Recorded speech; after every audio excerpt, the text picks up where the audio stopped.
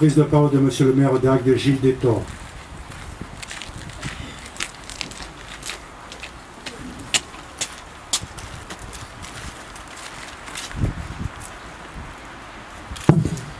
Mesdames et messieurs les élus, mesdames et messieurs les présidents des associations patriotiques et leurs porte-drapeaux, monsieur l'archiprêtre de notre ancien évêché d'Agde, mesdames et messieurs, merci à l'école Albert Camus, c'est toujours un très grand bonheur que de vous avoir parmi nous à l'occasion de ces cérémonies du souvenir. Vous savez à quel point je tiens à cette transmission si importante auprès de notre jeunesse. Mes premières pensées iront bien entendu aux 3 policiers qui ont été blessés dans l'exercice de leurs fonctions hier soir sur notre commune. Et je leur souhaite, tout comme vous, un prompt rétablissement.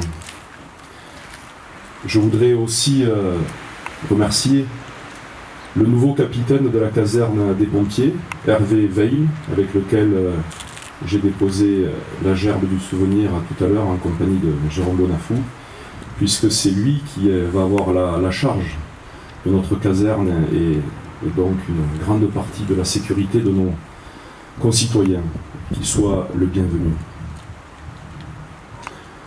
Le 11 novembre, nous célébrons la date anniversaire de l'armistice de 1918. Mais nous rendons aussi hommage à tous les morts pour la France.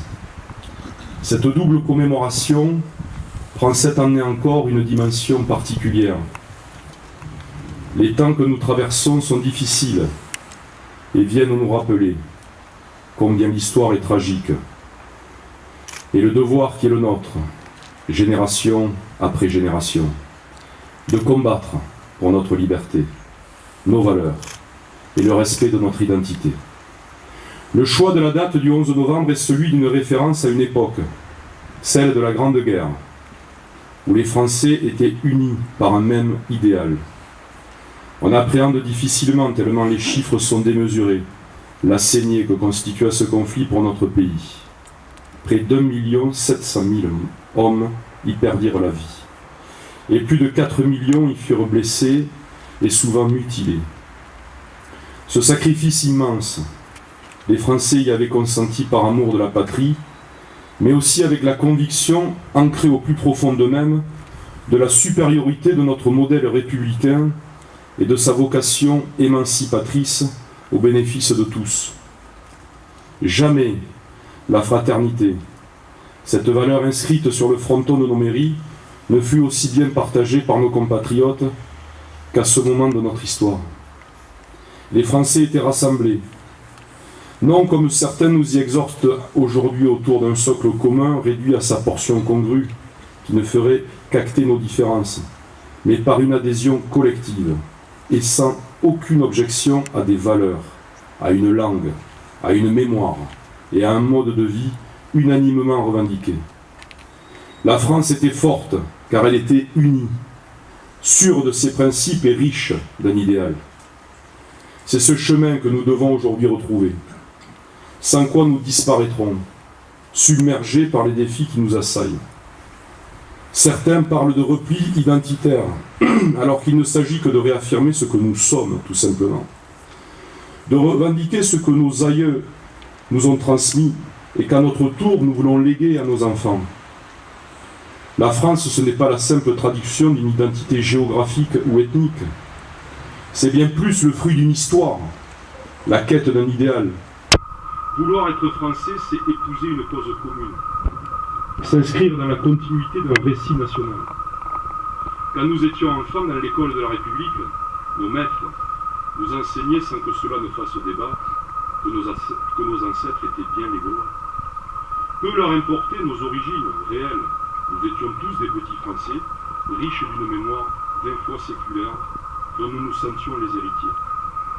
La France, c'est une idée, des principes, des valeurs. C'est une construction humaine, certes solide, mais dont les fondations font tenir le tout debout. Nous devons être les gardiens inflexibles de ces fondations, car accepter que l'on y porte atteinte, c'est prendre le risque de voir à terme l'ensemble s'effondrer. Nous savons que tous les sacrifices consentis à travers l'histoire pour que la France devienne ce beau et grand pays, au rayonnement universel, aujourd'hui nous communions avec nos morts pour entendre leur message qui exige de nous de renoncer au renoncement. Je veux ici rendre un hommage particulier à nos soldats qui, au moment même où je m'adresse à vous, se battent sur différents théâtres d'opération dans le monde entier. Eux savent encore ce que la notion de sacrifice peut signifier quand elle est inspirée par l'esprit de liberté. Accepter l'idée du sacrifice, ce n'est pas le rechercher, mais prendre le risque d'y consentir pour servir l'intérêt commun. Rien à voir avec ces fous de Dieu qui vont à la mort pour y rechercher un hypothétique salut qui ne concerne qu'eux-mêmes. Expression ultime d'un individualisme pathétique et criminel. Alors mes chers concitoyens, plus que jamais, soyons fiers d'être Français. Fiers d'être les enfants d'une grande civilisation qui a fait de la dignité et du respect de la vie humaine ses principes fondamentaux. N'acceptons aucun accommodement avec nos ennemis, car de renoncement en renoncement, nous irions à notre perte. Cessons de tolérer l'intolérable. Menons le combat de la liberté sans faiblesse. C'est le devoir de notre génération et c'est le plus beau des combats. Je vous remercie.